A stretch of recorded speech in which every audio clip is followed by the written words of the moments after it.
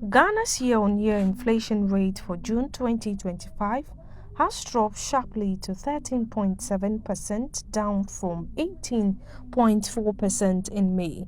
According to Government Statistician Dr. Alhassan Iddrisu, he attributed the decline to reduced food prices and a general drop in price levels. With a recorded monthly deflation of 1.2% from May to June, Dr. Iddrisu described the 6-month downward trend as a sign of consistent and sustained relief. Regionally, the Upper West recorded the highest inflation at 32.3%, while the Bono Region had the lowest at 8.4%. The announcement was made at a press briefing here in Accra. The Upper West region recorded the highest inflation of 32.3%, which is significantly higher than the national average of 13.7%. And the Bono East region recorded the lowest inflation of 8.4%. On month-on-month basis, the price decline of 1.2% in May 2025, in June 2025 was a significant improvement from the May price increase of 0.7%. And this price decline in June 2025 actually is influenced by price decline in inflation on imported items by 1.8%, down from 0.6% in May 2025, and price decline on inflation on locally produced items to 1.1%, down from 0.8% in May 2025. In conclusion, we would say that year-on-year headline inflation declined by 4.7 percentage points to 13.7% in June 2025, down from 18.4% in May 2025, marking the lowest rate since December 2021 and the 6th straight decline in inflation.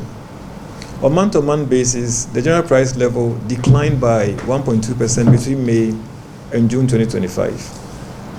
The trends we are seeing in both year-on-year and month-on-month inflation is a clear signal of sustained price stability and short-term price easing. Dr. Iddrisu, however, recommends businesses, households, and government to adopt strategies that align with the inflation trends to maximize outcomes. For households, with food inflation still contributing 7 percentage points to the 13.7%, we think that households should lean into bulk purchases. They should also try and source local produce where possible and favor in-season staples like cereals, proteins, which are experiencing sharper price drops. Again, with electricity, refuse disposal, and rent being among the biggest drivers of inflation, households should explore energy-saving practices. And for businesses, we've seen inflation on locally produced goods declining faster than imported ones. So businesses can actually reduce their exposures to the global supply shocks that we are likely or we are experiencing already by increasing local sourcing, especially for food, packaging, and also logistics inputs.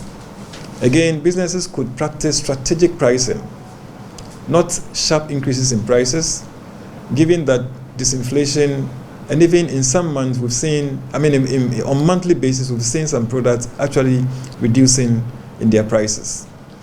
And as we know, consumers are becoming more sensitive to price movement.